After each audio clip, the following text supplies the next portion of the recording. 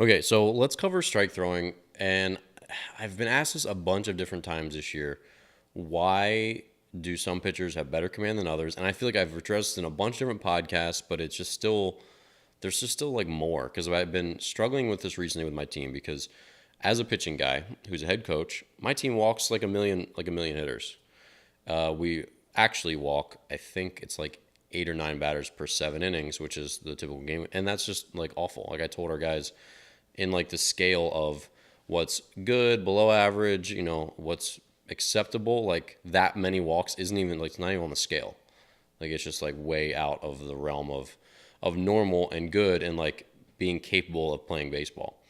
So the question that I've been facing is like, what more can we do? What's the variable that's missing? And so I've been thinking a lot about it, and I've been thinking, how do I throw strikes, and how did I throw strikes in my career? How did I get better at throwing strikes as I got older? Because I got better at it as I got older. And then it kind of like dawned on me in practice the other day, because we were doing like a simulated game with situational stuff, because we need to work on that as well. And what I did is, all our fielders went out into the field, and then a couple hitters hit, because we had 12, 13 guys at practice. So we had a couple guys hit, and I was just laying them in there so guys could just take their hacks, hit the balls into the gaps. We had runners on base, so we'd be able to run, go through cutoffs. Got hitters could, we could read balls because we haven't done a great job going first to third, reading balls, like knowing off the bat if it's a hitter, it's not, all that sort of stuff. So it gave us ample reps to go through all that live game kind of stuff while I could still be brief and just, they weren't going through full of bats. I just laying them in there, boom, hit it, let's judge it and go through it. So as I did this, I got like bored and I decided to throw a couple submarine here and there. And there's a couple things I think people forget. So number one, when you're a college pitcher and sometimes a varsity pitcher, but more so in college, they'll convert guys to submarine, right? So guys that threw standard conventional their whole life, suddenly they're not good enough to pitch. I had a teammate like this in pro ball. He went to Virginia and he was an 87, 89 right-hander, I think, maybe left-hander, I don't know. But he went there and like they're like, hey, we've got like 12 of you. Like you can either transfer or not play, or we could use a submarine guy in the pen. So he became a submarine guy, and he was very successful. Got drafted as a submarine pitcher, and then ended up in independent ball with me. But the question is like, okay, how did he do that? How did he become a successful strike throwing pitcher, learn a couple new pitches, because it's not the same when you're suddenly throwing down there. How do people do that and then they throw strikes? Like when we have kids that have been pitching the same motion their whole career for 4, 5, 6 years of playing baseball, and they can't even throw strikes with the one motion they've done their whole life. How does a kid take up a whole new motion, a whole new arm slot, a whole new repertoire, and then just like be okay and just be a submariner now? And so as I was chucking balls in there, I throw my first one and I got as low as I could possibly go. And obviously it's like come behind a right-handed hitter and I throw it low. And then I'm like, okay, I'm gonna throw this next one in the strike zone. And so I did. And so I started thinking, and obviously I know how to make adjustments, and it's actually been fun throwing BP to my team because I get it back out there and I throw balls and then I throw strikes. And I don't like throwing balls, so I throw it where I want it. And I make these little adjustments. And I've been thinking about how it is that I do that when I do that stuff, because as I got older, I got very in tune with my body, and teammates kind of helped me along in pregame and said, like, this is what you're looking for when you're throwing your curveball in pregame at 60 miles per hour. Like, you're trying to feel this, or this is what I'm trying to feel. And I learned a lot from a lot of guys who played at higher levels than I did. And you learn that basically whenever a pitch leaves your fingertips, whether it's a pitch or a throw, whether it's 45 miles per hour or 84 miles an hour or 96 miles per hour, when it leaves your hand, if it's a fastball, you just have like this feeling where you like catch it right, where mechanically everything's in tune, and it's almost like this snapshot kind of moment. So it releases and it's like click, and you then sort of assess, like, was that right? Was that like the way I wanted to release it? Was it perfect or was it not perfect? And any subtle difference where it's like, no, that wasn't the way I wanted it to go. It wasn't that like snapshot, that archetype, that perfect whatever. You like go, okay, well, where was it off? And then you adjust it. So imagine, like, I can't remember where you would do this, but it's kind of like a video game thing or something. But, like you have like two photos, or maybe it's like, you play like a game where you're like in a plane and you're like shooting people down. and there's like a crosshair. So if you like lock on the other guy, so your crosshair is moving, you try to like get it so they match up, and then they lock, and then boom, and then he's done, whatever. And so that's kind of how it is. Like your perfect snapshot is like the crosshair, and then you make one that's off a little bit. So then you adjust it and you move it and you try to like get it so it's like they like match up again. That analogy probably wasn't great. And if you're listening to this on audio, none of that made sense because I kind of acted it out on video poorly, mind you. But basically, every time it's off, you then figure out how much it's off and then where it's off and then how you make it not off in the way that it was off. And so as I was throwing submarine, I never pitched submarine. Like, I don't know how to do it. But I still knew, even before that first one, like I knew my arm was going to be low. I knew my arm was going to be way off to the side. So I knew I had to throw it a certain amount behind my body. And so I just guessed, right? Like you watch Major League infielders or just any good infielders in general, like they're constantly on the run. They're constantly throwing the ball behind the direction they're running. Like it's crazy how they do this. And major leaguers hit their target at first base like 99% of the time. Like they're on the run, they throw behind their body. They just like choose a certain amount to throw behind them, and it makes it there. It's crazy. Like think about how they do that. And obviously it's repetition, but it's not just repetition. It's like them doing this really quick physics. And so as I was throwing submarine, the first one was down. Like it went up and it like has that top spin sort of, and it like tumbled down to the zone. And I'm like, okay, I need to like hold on to it a little bit longer, and I need to throw it like a hair farther behind my body, like farther toward the left-hander's batter's box. And so I did, and I like threw it down the middle. I'm like, cool. And I'm like, how did I do that? I'm like, and when do you learn to start doing that? And then I realized like that really is what's missing. So when you see kids go out there and they pitch, and I say kids as like a blanket statement for anyone who plays baseball who's like an amateur pretty much. When you go out there and you walk a bunch of guys, or you just like don't consistently hit spots, I think what's happening is you go out there and you throw a pitch, and then you get the ball back, and then you throw the next pitch, and then you get the ball back, and then you throw the next pitch. And that sort of like honing where you're like, I have that snapshot goes off, and then this was off, so I was up and my arm was here, and I like have this sense, this like visual but also kinesthetic sense of where my body went wrong. And then on the next pitch, I have this sense of how I would fix it, and this sort of like subtle feeling that sort of flows through you that that's how I'm going to fix it. And it's really hard to internalize, and it's really hard to explain. But every time I throw a pitch, whether it's BP to my team or live BP to my team or submarine to my team, and even now that I'm retired, I'm still playing this game where every pitch, when it doesn't go where I want it to go, that snapshot of that bad pitch gets then, okay, I have to like get my front shoulder up a little more. I have to hold on to the ball a little more. I have to like release it a little bit higher. And as you get tired, that game gets even harder to play because it's your body doesn't want to do what you then ask it to do. So it's not like it's just like, okay, I missed down. I got to like keep my chest up. I got to like get it up a little more.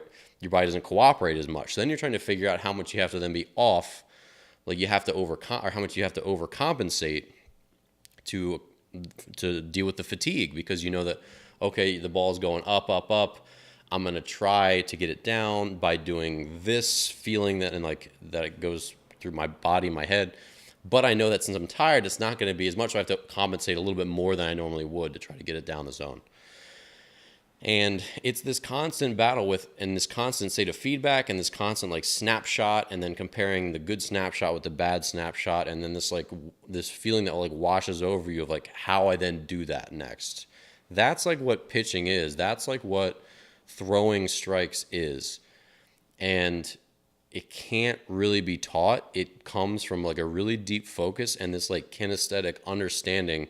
And the word kinesthetic is stupid, but it's just meaning like having control of your body. I hate using big words like that because they're just annoying. But good athletes have this. They have this internalization. They are good kinesthetic learners. They learn by using their body. And one of the signs when I'm working with a young pitcher, young softball player, whoever, when I say, hey, your arm was here, or that one came out like this, or you need to do a little more of this, a common thing that I see with the really good ones, the kids who are really good at making adjustments, who are good athletes, when I tell them to do something, before they make their next throw, I see them like go through it.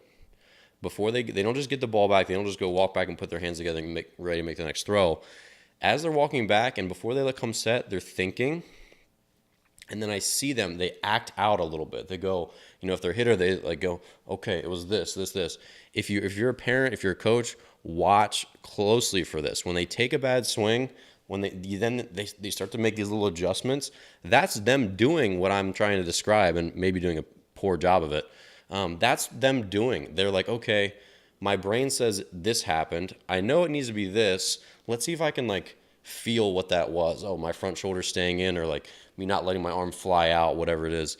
It's this really subtle thing. And I know a lot of kids do this in their head maybe, but almost it's like it's extremely consistent that the kids who make the adjustments the best, who are extremely quick learners, who are extremely focused, they all do this. They all, when I give them a cue, it's not every single one, but consistently, because I've come to notice it, they'll act it before their next pitch. And it's just it's like this big thing of like throwing strikes and improving your command. It's really enigmatic. It's really difficult to figure out. It's not just throwing more bullpens. It's not just getting more innings on the mound. Those both help, but they're putting you in a position where you can then go through that mental and physical process of understanding this is what I want to feel, this is what I just felt, and where the ball went. Here's what I think I need to do it, and then my body does it, or it doesn't, and then I go through the process again. And it's just like this, you could kind of boil it down and say that it's focus, but it's not just focus. It's just this really complex feedback system between your body, what you've done before, and how aware you are of your body and the way it interacts with your own mechanics and your level of fatigue and what you're trying to accomplish. And it's just really bizarre. But you look at golfers. Golfing is crazy. How can they hit the ball that straight? And when they don't, make adjustments. Like, how do we throw a ball? Like when you play long toss, or you see your partner in the outfield and you just chuck it 190 feet and you hit him in the chest. How do you possibly do that? How do you then come in and you chuck it 90 feet and hit him in the chest? Then they go out in 240 feet and you hit him in the chest still. We have this crazy like awareness of like how much juice to put on something to get it to go where it needs to go. And so as I finish my rant, this is probably the last thing I'll say in recent days. I mean, it's June 2018, but just on pitching command, because it's so difficult to figure out why one kid throws strikes and why one doesn't. I told this to my team after we had another horrendous outing, and we did much better after our talk. I'm like, look, we're more athletic. You guys are better trained. You guys have better mechanics. You guys look like high-level pitchers on the mound, but we're playing a lot of teams who don't have that same training, who don't look like pitchers. They look like they're just not as athletic as you guys. And they're out there with sloppy pitching mechanics, right? And you can see it. You can see kids who are very well trained, who are not as well trained. And you can see kids who are very athletic and who are not athletic. But there isn't a correlation between strike throwing and athleticism or mechanics, or it just isn't. We've faced tons and tons of pitchers this year who are not very athletic, who do not have good pitching mechanics. And they throw more strikes than our kids who are both more athletic and have better pitching mechanics. And you say, how is that possible? Well, A, it's because we're not robots, and the feedback system that we use, the one I've just tried to poorly describe, of like I threw a pitch and now it wasn't where I wanted, so now I'm going to get it in that zone. That is the key. Whether you have horrible mechanics, whether you throw submarine or right over the top or whatever, 50 miles per hour or 95 miles per hour, you have to make adjustments and to go through this feedback system to throw strikes consistently. And there just like isn't a correlation between how good your mechanics are. And that's really frustrating as a pitching coach, because you know that good mechanics do set the tone and they do set the foundation to throw more strikes and to throw harder. So even though these kids might throw more strikes with poor pitching mechanics, they're definitely not ever going to have the ceiling of velocity and off-speed stuff. Like, they won't be able to do that stuff. But they can throw strikes because they're just interacting with their body. It doesn't matter how crappy the gun that you're using is. If you're a good marksman, you can still shoot accurately with it, right?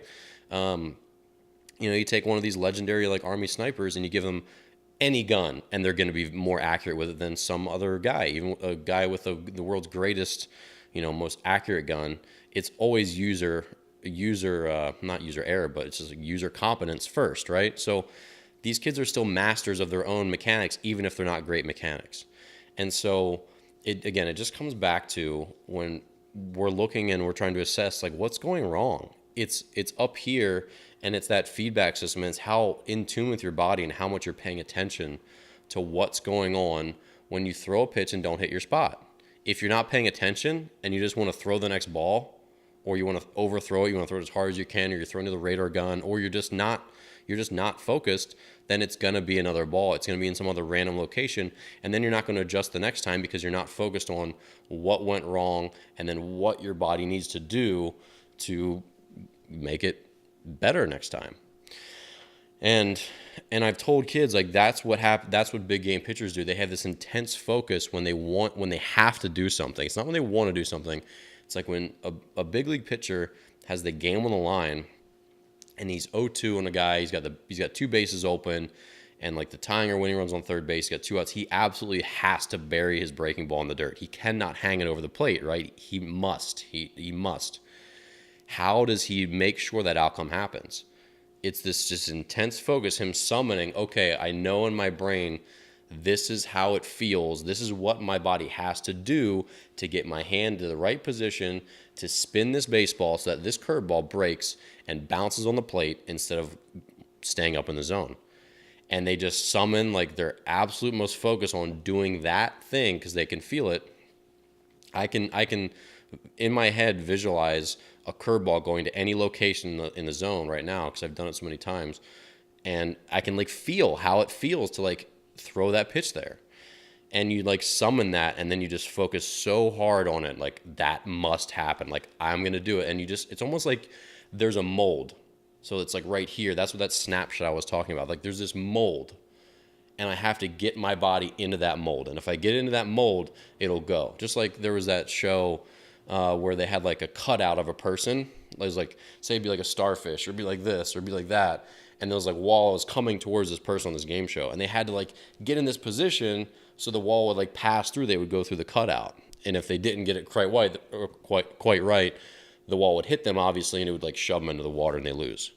And that's kind of what it's like. It's like, I know that my body's going to be here.